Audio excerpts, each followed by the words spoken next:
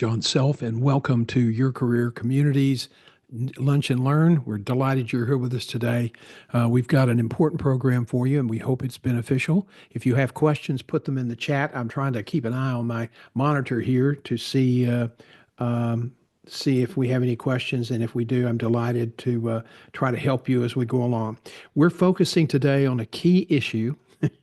It's important to me because I'm in that group. We're talking about ageism and overcome how to overcome this. It is one of the most rampant forms of discrimination in the job force. And I think our theme is today, if you are 45 or older, you or 40 or older, you qualify in the legal definition of what the range is for age discrimination. And for those of you who are 40 or 45, you go, crap, I don't want that. I don't want to be considered in that group. But it's an important legal distinction. It doesn't happen as much at that age, but when you hit mid 50s, you can be subject to that because most of the recruiters you're dealing with are younger.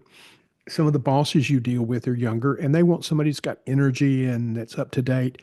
And they routinely make the false assumption that because you're older and wiser and have gray hair and a gray beard, perhaps, that you're not up to date, that you can't add value to the organization. And we know that's just not so.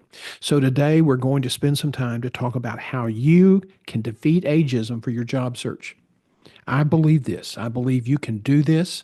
I really think that with hard work, if you're 50, 55, and you've been laid off, first of all, the market's terrible. We're going to talk about that in just a minute. But we're also going to lay out some concrete steps you can take to overcome ageism in the job market. So let's talk about our journey today, or our agenda. It's not a complicated issue, okay? It is difficult, but it's not complicated. And it is not complicated, but it's not easy. That's what I meant to say. All of a sudden, right before we went live, I got a notice that YouTube had updated, Firefox had updated, and the dispatch service, the promotion service had updated, so we were scrambling around. So let's get back focused. This journey's not complicated, but it's really not easy. Now, it requires a lot of hard work, and one of the most critical things is that your mindset changes.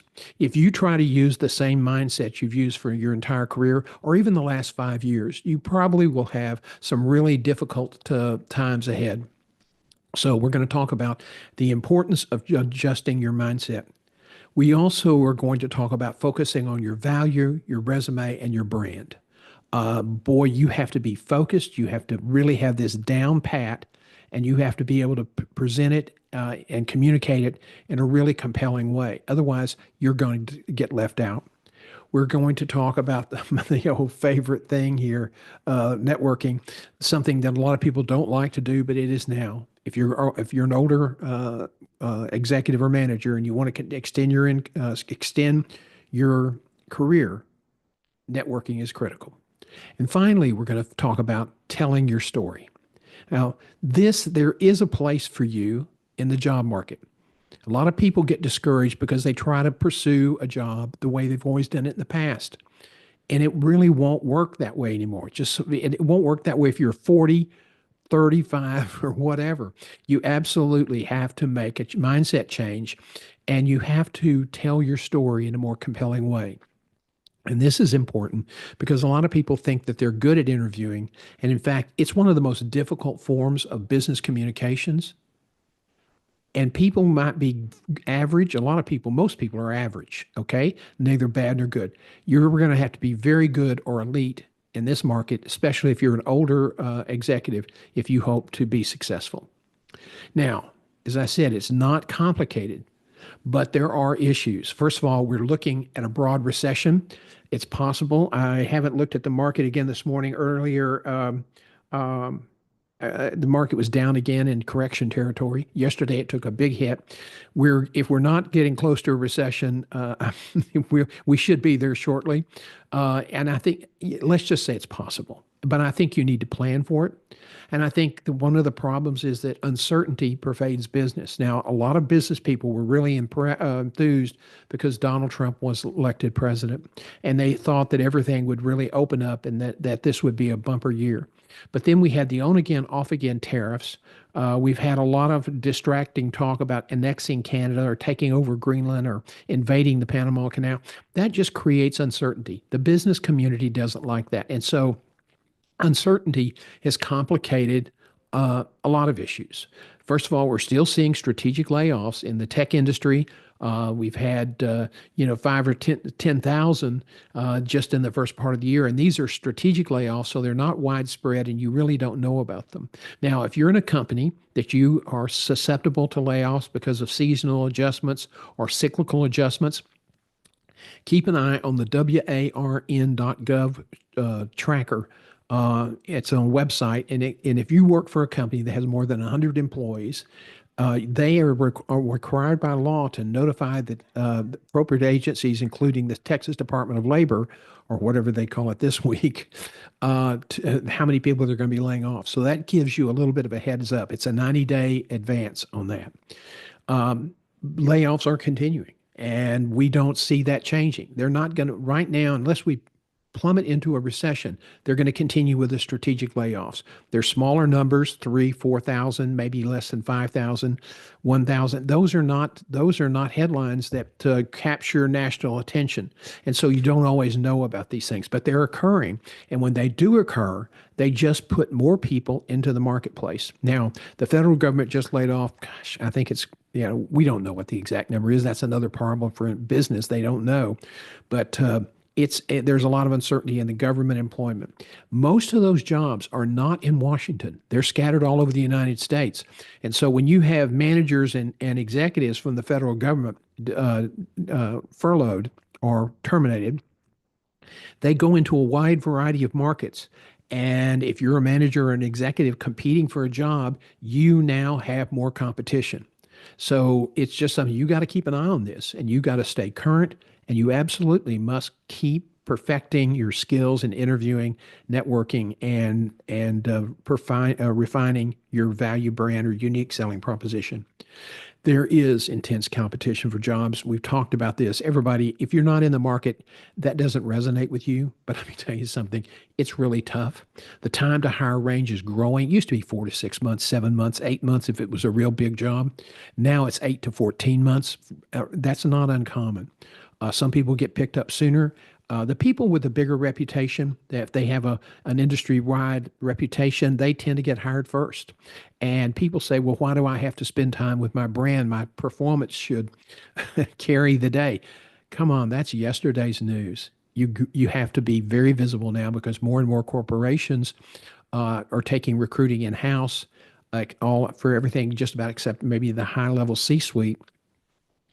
And they're not posting jobs as much as they used to. Most of the best jobs, or 70% of the best jobs, are offline. So they're filled by referral or search firm. Time to hire now. It's not uncommon to talk to people who are in 18, 14, 15-month range. And finally, your interview skills are going to be really, really important. We're going to have to focus a lot on that. Again, most people are average, and in a normal market, that might be good enough. But in today's market, with a huge white-collar recession, average is not good enough. To succeed, you really must follow this critical rule.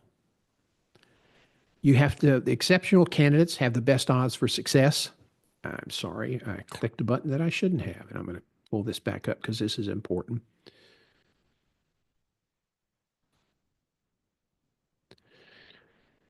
You got to follow this certain rule. Take 2. Exceptional candidates have the best odds for success. So you have to put in the work to be exceptional. To be exceptional, you must do what it takes to succeed. You will fail if you stay in your comfort zone. Coach Saban, formerly at the University of Alabama, Nick Saban, used to say that people who really excel did what they needed to do versus what they wanted to do. And when you're in the job market, everybody has things about the job search they do not like. And most people will jump up and down, roll in the mud, or do whatever to avoid doing those things they don't enjoy doing. Networking is usually number one or two on everybody's list. But if you fail, if you want to stay in your comfort zone, you will fail. And I can't sugarcoat it any other way. Now, there are a lot of good coaches out there. We would like to think we're good guides as well. But I've helped a lot of people who were stuck in their comfort zone. And some can get out. I think probably of the 10 people that come to mind, I think three did not get out because they wouldn't exit their comfort zone. They wanted to do it the way they've always done it because that's what they had a real strong comfort zone default setting. But if you're willing to break that mold and get out and do the hard work, you can succeed. So your mindset is very critical. Okay. Again, 6 to 14 months of daily effort. It may be longer. You have to develop a search plan and you have to execute. Now, this search plan can't just be, I'm going to the office every day and I'm going to read the papers and I'm going to look online and all that stuff. That's not a search plan. You have to have provisions for networking, how you're going to elevate your brand, the branding you do on LinkedIn, how many people you're going to try to call. And you need to put performance expectations. Hold yourself accountable. If you're not holding yourself accountable, the chances of you succeeding are really tough. So you have to develop a search plan with accountability factors and you have to execute. You also need to create what we call a resume plug to be flexible and to be flexible with your strategy geographically in terms of taking maybe interim assignments or doing some consulting. So let's talk about the resume plug. You can create a license, limited corporation, an LLC. And what that allows you to do is create a name. Don't use your personal name. Create something that reflects your industry, something that's snappy, something that's catchy, something that is professional. Okay, don't call it John Self Consultants or John Self Associates. Now, I use my name in our company because I'd been in healthcare a long time, 40 something years, and a lot of people knew who I was. So that was the reason we used that name. Initially, it was John March Partners, and I left that firm. And when we started again, all the ad people, all the branding people said, "Go with your name. That's what people know." But if you're going to do a resume plug, this is something that you can put your consulting under. This is something you can do your interim work under, and this is this is where you're working. This is where you're working while you're looking for a job. And let me tell you why you want to do a resume plug. And you got to put the work in. I mean, you got to make it a viable enterprise. But you do this because recruiters can be very provincial. I know I was one for 27 years. They all know that there is a white collar recession, meaning managers and executives, there's an overflow of available talent and fewer jobs, and that's not going to change anytime soon. They all know that.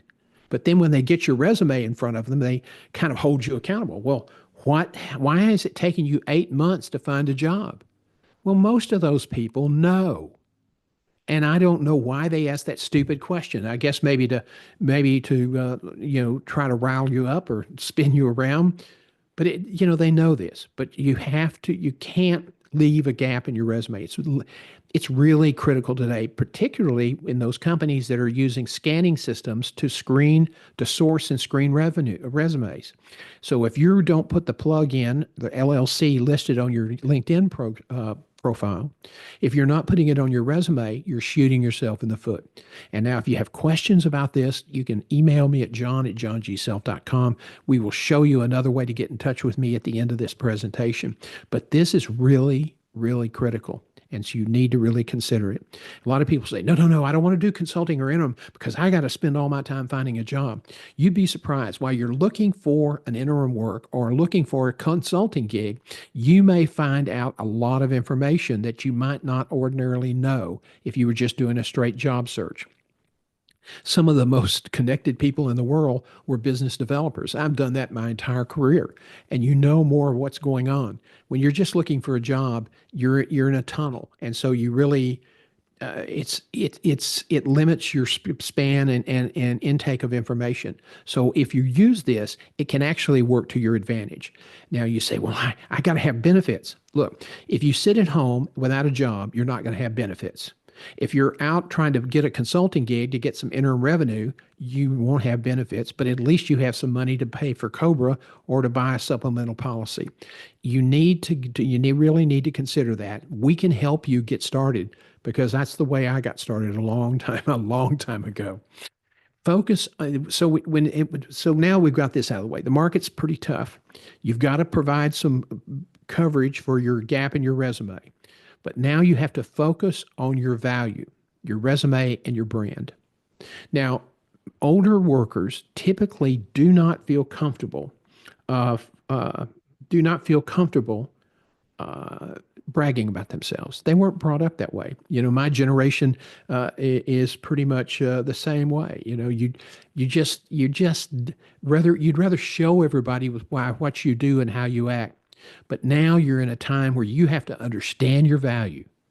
You have to understand your value. And it's got to be a solid, deep understanding. And that has to shape your resume and your branding work. And this is really important. People who don't have a value brand statement. My old colleague Nancy Swain of Dallas used to call it a value proposition. She was one of the first people to start using this term years ago. I learned a lot from her.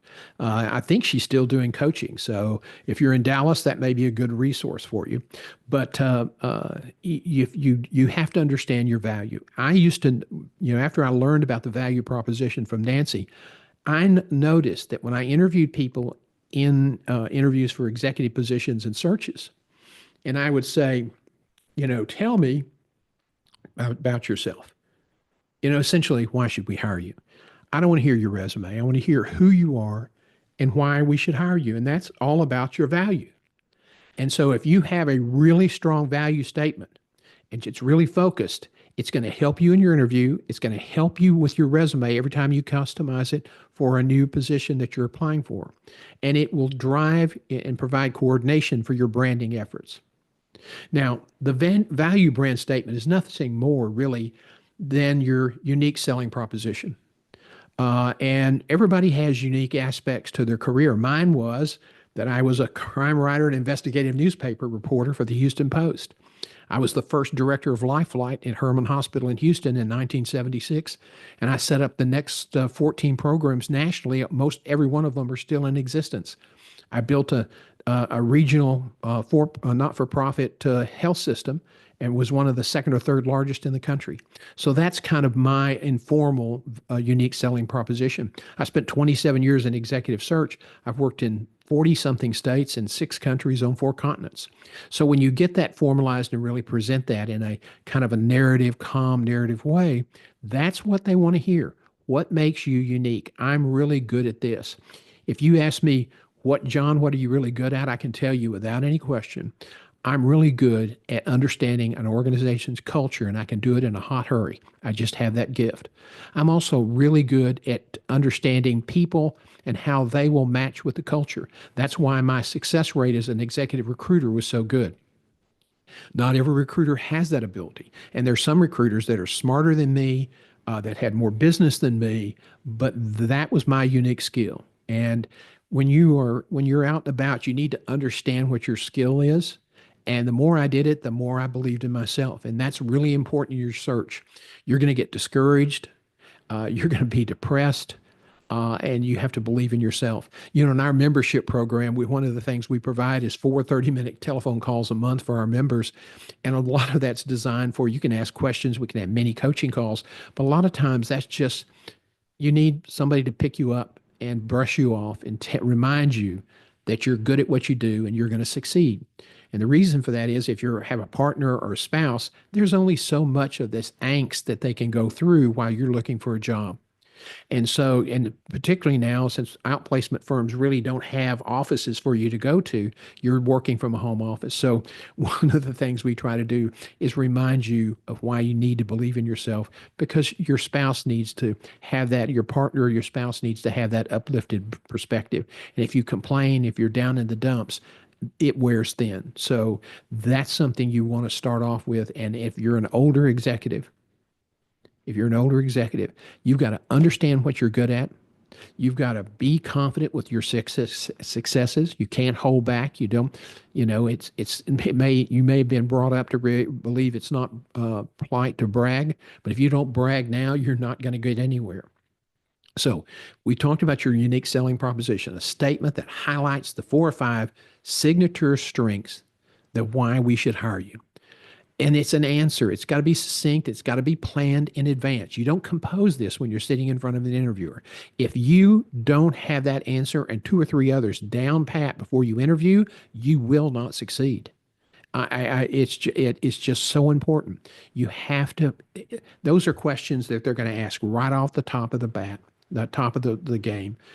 Why should tell us about yourself, or why should we hire you? They're both kind of the same question, and you want to talk about who you are and what you believe in, and that you built a career around doing X, Y, and Z, and that you have a record of being accountable and being honest and being very employee focused. That's just some examples. People say, "Gosh, I don't want to sound like I'm too prepared. They might think I'm too selly." No, stop. If you don't come in prepared and confident and self-aware, you don't have a chance. I mean, I hate to be down about this, but that is the absolute truth. Now, you say, "I can't do this. I don't have those qualities. I can't ever." Yes, you can. Yes, you can. I've worked with several senior executives, and 4 out of 5 are now working. One decided, 4 out of 6 are working. Both the other people decided to take kind of reluctant retirement. It just wasn't worth it for them anymore. So when somebody says, "Tell us about yourself," you got to have a confident, calm, great answer, and it's got to be composed in advance. And you put it in your heart, not in your brain. Okay, it can't sound like you're reading from a script. Now, the resume is your cornerstone, and that is your first interview. And a lot of people lose out on searches right there. So if you're an older executive, we need to do work on your resume to be sure that you are selling your value and not emphasizing your age. Now, your age is an asset. Gray hair, great. You got a lot of experience. But we can't let people make decisions based on, they need to see you, feel you, understand who you are. So when we put together a resume, we want to be sure that we convey that you're energetic, that you're up to date, that you have the necessary skills and energy to do the job. And all of this stuff, it's got to be central to your messaging. Your messaging has to be consistent. You have to keep repeating it over and again. Now, a lot of people say, "Gosh, why do we need to worry about branding? I really am not comfortable with that. I'm not comfortable with social media. My peers will look down on me. They're going to think I'm some kind of whack job, that somehow because I'm out of work, somehow I'm defective." You got to lose that BS attitude yesterday. There are a lot of people out of work right now, and they're capable, they're talented, and if you don't pay attention to build your brand, you're going to dig a hole. You're not going to advance or stay where you are. You're going to dig a hole for yourself. Now, here's what you have to do here's what you have to do. First of all, we're doing the branding because LinkedIn is now an important target platform for corporations, because they're using high-speed scanners to go through LinkedIn profiles to look for what they have a job. They have their jobs. They're not posting them, so they're pumping in the algorithms and looking for candidates that way. That way they don't end up with 2 or 3 or 4 or 500 people that don't qualify. So they're being very selective, and now scanning, resourcing candidates is very proactive. So you've got to do that. It has to be consistent with your resume. It has to be consistent. Like, let's just say, for example, if you're a healthcare executive in the American College of Healthcare Executives, your profile at ACHE, your profile on LinkedIn, and your resume need to be fairly consistent. Okay, so that's part of building your brand. It's consistency, and you have to have that strong LinkedIn profile, because that's how you're going to be discovered. If you don't want to do that, that's fine. That's fine. You can apply online, and you have less than a 5% chance of getting hired. So believe me, working on your brand, swallowing your resistance, you're losing your insecurity and all of those other things. We can help you with that. That's not, that's the least of your challenges and problems. You need to start tooting your own horn, as my mom used to say. Now, when I was growing up, that was not that was kind of frowned upon, but this is a totally different age. And the front end of computer recruiting is I frequently substitute recruiting and computing now, but the front end of recruiting is being dehumanized because they're using it's so much automation involved. So building a strong LinkedIn profile, it's essential for them for sourcing, and it's essential for you to be discovered. You also have to post regularly, and I'm talking about if you're in the market 3 or 4 or 5 times a week, and it needs to be a cross between stories that interest you, that maybe you where you can comment on the story and get in, provide some insight into how you feel or some of your talents on a certain issue. And if somebody posts a story, just say, we did that, and we took a slightly different position, very short, maybe less than 50, 75 words, and just constantly reinforcing that you are talented, you are knowledgeable, you're up to date, because these are things that the scanners see. And these are things that recruiters are still old manual hacks like me. They, when they're looking through profiles, they may get some names and look at the profiles and do it that way. But if you don't post regularly, if your resume, if your LinkedIn profile feels stale, you're probably not going to get advanced in the search. I had several candidates in the cycle last year where the more they published, the more they posted, the more people called them. So that's important. That's important. You got to have a communications plan. You've got to understand what to post. You have to understand, what it's got to be consistent with your messaging plan and your career plan. So that's really important. And I think you also need to get involved in professional civic groups to elevate your profile. Now, if you are someone who's a senior executive in a smaller city and you get laid off, the chances of finding another job in that small city are not good. So what you have to do is target areas where you'd like to work. Don't just play whack-a-mole with the whole country. Target areas where you'd like to work. And it's really important that you do that because you have to build relationships with people. And Robin Dunbar, a British anthropologist at Oxford, said that you can only have about 135 to 150 people in a network and have the time to build relationships. And that's a lot of networking. Sometimes it's online, sometimes it's sending video emails, sometimes it's on the phone, sometimes it's a live video conference chat. But these are things you have to do. So I want to double back now on the previous point and drop in that issue I left out. Use video. Oh my gosh. A lot of people now are going, I don't know anything about that. I'm not comfortable doing that. I don't want to look cheesy. I don't want to diminish my brand, etc. You're not going to do that. Why? Who are the recruiters today? Who's doing the recruiting? It ain't me. I spent 27 years doing that. I've traveled as much as I ever want to travel the rest of my life. So who are doing the millennials and the Gen Zs? They're moving into the chairs. How did they grow up? They grew up watching videos on their telephone. They like short videos. That's a way for you to connect with a recruiter. That's a way for you to build, sort of a relationship with a recruiter.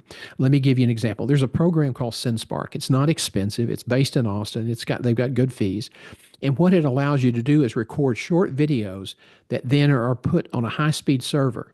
And so you paste it into a DM or a text message, and when they open it, if you animate the front end of it, they know it's a movie or something like that, and it gets a high open rate.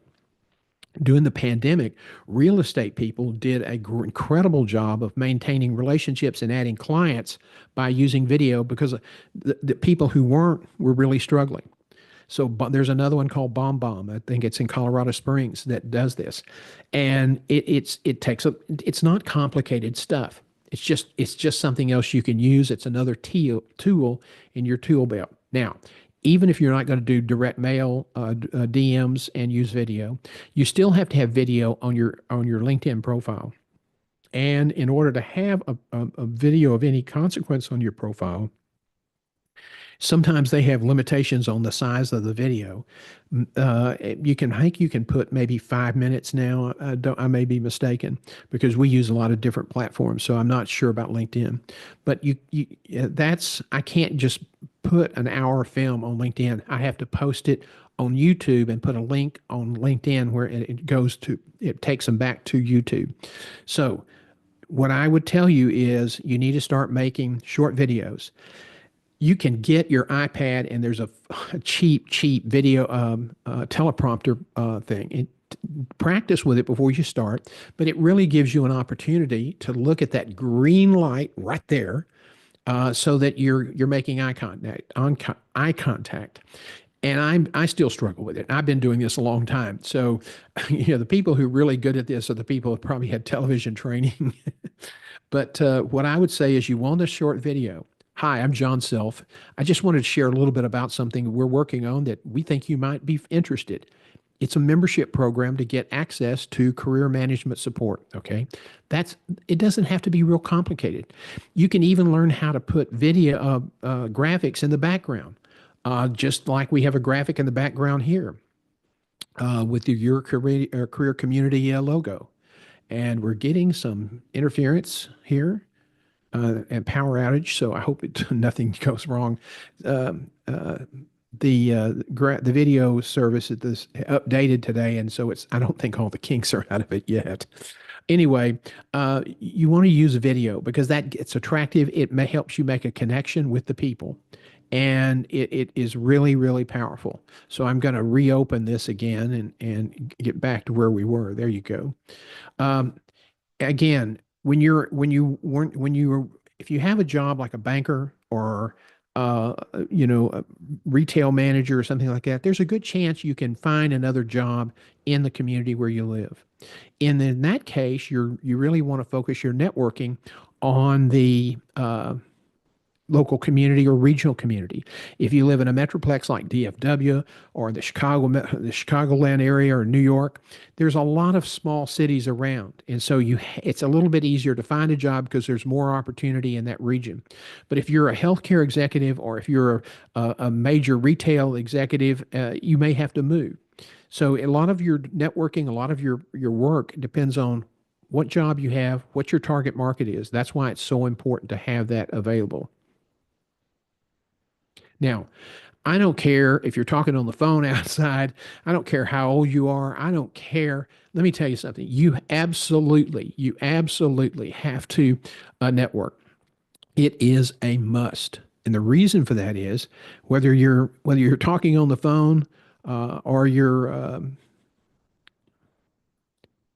going to a meeting, it's significant that you network, if you're in a need meeting, talk to people, share business cards, and then follow up. And it's important. I think this is a meeting with a lot of bald headed guys. It's important because you have to build relationships. And if you're not building relationships and you want to look for people who live or work in your targeted area, because that helps you get business job search intel. And it's just the way you have to do it. It's called networking 3.0. So here is what that is about. Now, your odds shrink, and they don't shrink small, they shrink big without networking. So if you want to sit at home, don't network. So networking requires you to do your homework. But first and foremost, part of your homework is you got to have a written plan. The reason you have a written plan is because that's how you're going to hold yourself accountable for executing. Uh, and you have to, as you look at where do you want to go, then you have to understand, am I going to need new credentials if I'm going to change careers? Where do I want to be geographically? What companies in those geographic areas do I want to target? What kind of new contacts will I need to find who work in those companies or who have connections into those companies? What will I have to do there? So I think you're getting the picture. I hope so. You have a plan. Your plan is geared to where you want to work and the target companies in those areas. One guy said, well, I got laid off because it was a merger, and my kids, we always enjoyed skiing, and there were, a bunch of companies out in the Mountain West area up from Utah down into Denver and up to Wyoming. There were several companies that I'd done work with in the past as a consultant, and we really targeted those areas. And we were lucky. We got into one of those companies and moved. And the only reason we were successful in, less than 7 or 8 months is because we had a networking plan. We had built relationships with those companies and people inside those companies. And so when I had the opportunity, I let everybody know that we were really considering a relocation. I was laid off due to a merger and would welcome to talk about any of their opportunities they have coming up. And essentially, that's how that person found a job. That's the process you have to go through. And it's not hard. Now, the problem is most people aren't comfortable with it, so they don't really, it's not natural. One of the things we help our senior executives with is taking some of these concepts and helping you get comfortable with them so they become sort of a programmed response. Now, the reason you have to do this, and I've sort of hinted at this earlier, online applications are notoriously inefficient with bad, and I mean really, really suck bad outcomes. If you're applying now online, the chances of you finding a job for an online submission is 3 to 5%. 3 to 5%. The other thing you need to understand is if you do apply online, you're going to be competing with a lot of people who don't like to network and who are in their comfort zone. Is that the group you want to be with? Is that how you want to define your brand? Because let me tell you something, corporate recruiters, they kind of understand the dynamics. So if you're part of your brand is I'm out there, I'm aggressive, I understand who I am, I understand what my value is, and I'm not afraid to go out and get what I want. Okay? I hope you heard that message because that's kind of what you have to do. We can teach you how to be ready to do that. We can teach you how to really make that part of your persona. Let me tell you something else about online applications. And I've had several people who didn't like networking and were absolutely determined they were not going to network. And so they look for jobs online. It is not uncommon. It is not uncommon to have to apply 200 or 100 or 200 times to get one or two interviews.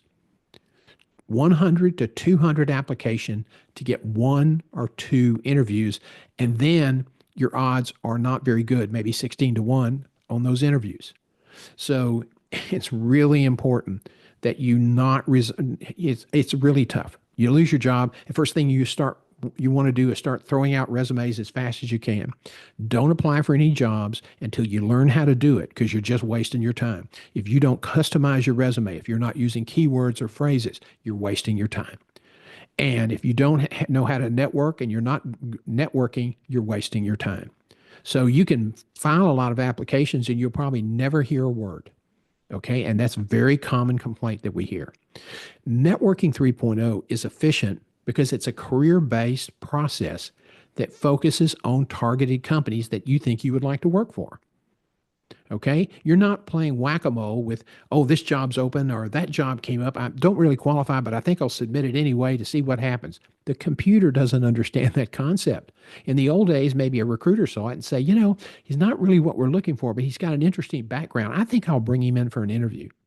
That doesn't happen much anymore because recruiters aren't making those kinds of decisions. The candidates that the recruiters are seeing have been vetted by the scanners, by the AI computers. Now, another reason LinkedIn is important is because it helps you research. It's an incredible research tool. So let's again go back to healthcare or retail. If you're in one of the professional associations, regional or national, you can go in and you have a directory. That's very valuable. If you lose your job and you want to stay in that industry, don't let your membership expire to that professional association, especially if they have an online directory, because you're giving up great information that you can use to find a job. The other issue is that when you're out networking, you can go say, I want to go to the Mountain West, or I want to go to the Upper Midwest, and you can start targeting institutions. You put that hospital or retail organization or that manufacturing company in the little box at the top, the little ID box, and it'll bring it up. Hopefully, sometimes LinkedIn works really well, sometimes not so much. You have to do it two or three times, but it'll bring up a list of all the people that work in that company, and you try to pick people who are a little bit above you, at your level, and maybe of some subordinates. They always are impressed when some senior executive calls them to ask for information or to make a connection. You also want to try to connect with HR people. Now, if you have your directory for membership in the directory, that can be more focused and take less time. So that's why it's important not to let your membership cancel in a professional association if you get laid off. And I know you want to save cash, you want to preserve that your retirement as much as you can, because we're going to spend that later, not today. But that's something that you might want to consider. Now, I would say this, and people say, I'm not any good at interviewing. Let me tell you something. Everyone has a story to tell. You have experiences, you have successes to share, and you can do that in a narrative that will be engaging. Everyone has overcome adversity. Everyone has learned important lessons. And so we help you take those issues, and good interview coaches all over the country would do the same thing. But we help you take those issues and wrap them into compelling narratives. And I think this is something you really have to learn how to do. It's a unique form of communication. Don't assume you do it well. Don't assume you do it well. In 9,000 interviews in my career, the most people were average. A few were good, very good. Fewer still were great, and a small percentage were elite. The small percentage that were elite were top performers, got the top jobs, and earned the top income. So there's a method to the madness. So let's talk about the job interview. If you're a senior executive, this is something you absolutely have to nail. First of all, you have to understand your value brand statement, which is your unique selling proposition. Coaches teach you how to write that value brand statement. They help you get in touch with yourself. Everybody says, well, what do you mean? I know about my history. I know my background. You'd be surprised. People self-edit. I can ask somebody, tell me something really unique you've done. And they kind of can't, their mind won't let them dig in and come up with the really good stuff. That's why we do what we call research interviews. We dig down into your background with your parents. You may have been associated with well-known people growing up in your industry. Those are all important things. I once interviewed a guy who had been a news guy, who went on to have a great career because early in his life, his father introduced him to some journalists that he knew in Dallas. And that helped him get started in an incredible career. Mike Capps, who was at Channel 2 in Houston, who went on to be an extremely successful AAA radio announcer for the Texas Rangers AAA team, and has had a wonderful career, does a lot of college and baseball, and has written several books. And that's how he got started. That's where he got his interest. His father introduced him to somebody. So your background is important. Absolutely, we want to take advantage of that. That's why we do the research interview. It's usually 90 minutes that when we do it, because we're really looking for detail and digging down, and we're not going to let you slip off the measure because you can't think of something. We kind of suss it out, tease it out of you, so we can help you come up with a good story. Now, we also will be trying to identify metrics when you've been successful. You did a turnaround and it was pretty impressive. But you know what? This is the irony. The metrics are important in the interview, okay? Especially senior executives, it's important in the interview. But people don't remember the metrics. And so you have to wrap those around stories. The metrics, the events are absolutely critical. But if you just give them metrics, they won't remember them. So you have to curate your stories. We all have had stories in our life. Sometimes you don't see the value in the stories. We can help you find that value. And so we curate your stories. We look for 5 or 6 that will illustrate your various signature strengths.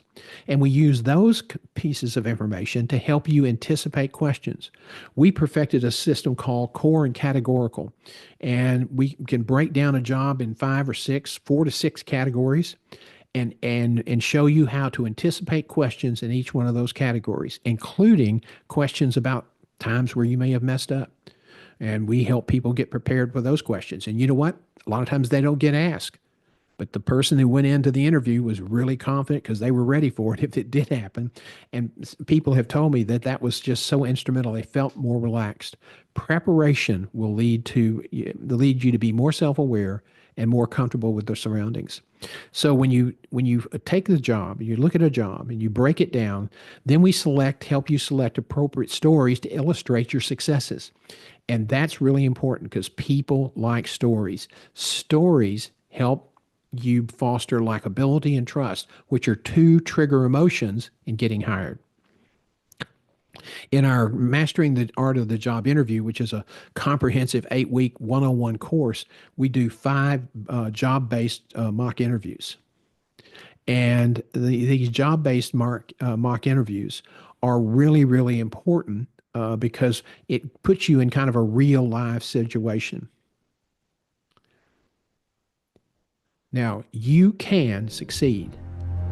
Don't give up, 'cause you have friends. Don't give up, you're not the only one.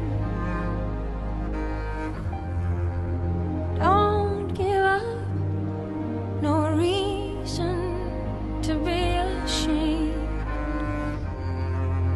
Don't give up, you still have us.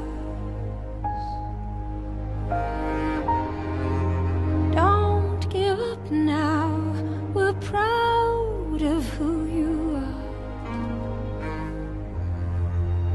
Don't give up, you know it's never been easy. Don't give up, 'cause I believe there's a place where we belong.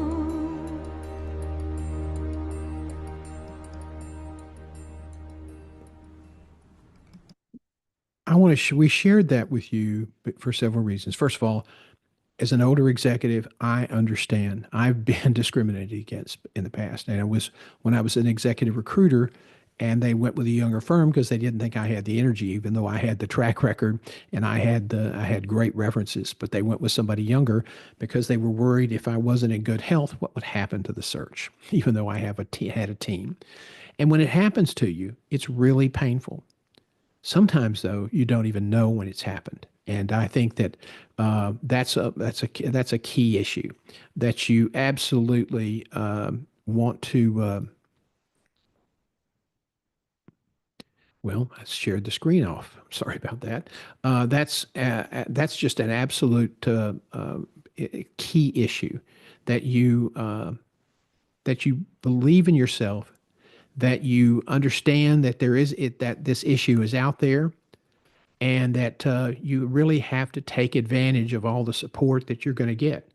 And I think that the answer is yes, you can.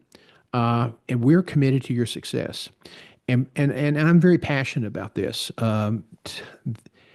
We know how to help executives tell their story, whether they're younger or more mature or a senior executive. Everybody has a story, and your story can help you be successful in convincing an employer that gray hair and that great mustache and your good grooming and your nice suit shows you have wisdom, shows that you have maturity, shows that you understand what it's like to work in an executive situation, and that you know how to produce success.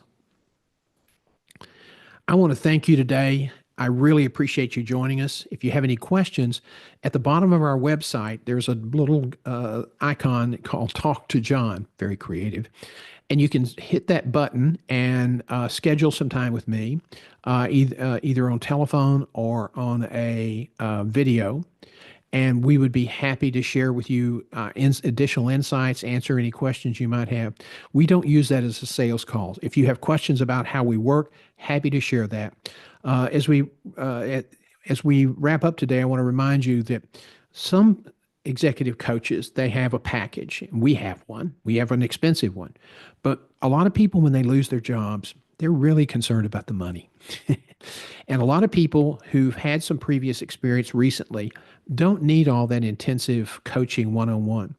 And so our membership program, $79 a month, allows you access to these 2 group coaching sessions. Right now, they're open to the public, but once we hit our membership for first quarter membership target, they will be restricted to members only. And replay will be available to the public for a couple of days after that. But if you're going to be a member, we want you to have exclusive access. You also get 4 30-minute check-in calls or 4 30-minute Zoom calls, and we're here to help you answer your questions, pick you up, dust you off if that's what you need, and also maybe give you some ongoing running coaching on the side to help you perfect what you're doing. That's why we're saying that a lot of people can find a job, ask questions about networking, that sort of thing, and not have to spend a lot of money. It's not uncommon for some people to spend $5,000 and $6,000. And we're trying to add a lot of value because we understand people need help. The rules have changed. The process is changing. The technology, holy moly, has changed. And if you're a senior executive and not had to deal with this too much, we're here to help you. We care about you finding the extension on the career that you need financially, or just because you need to work and you want to continue adding value to the communities that you serve. So we're here to help you. We hope you'll give us some consideration. Thanks for joining us today. We really appreciate you being here, and we look forward to answering any of your questions. I'm John Self in Tyler, Texas, outside of Dallas, and I'm delighted to support you in any way I can.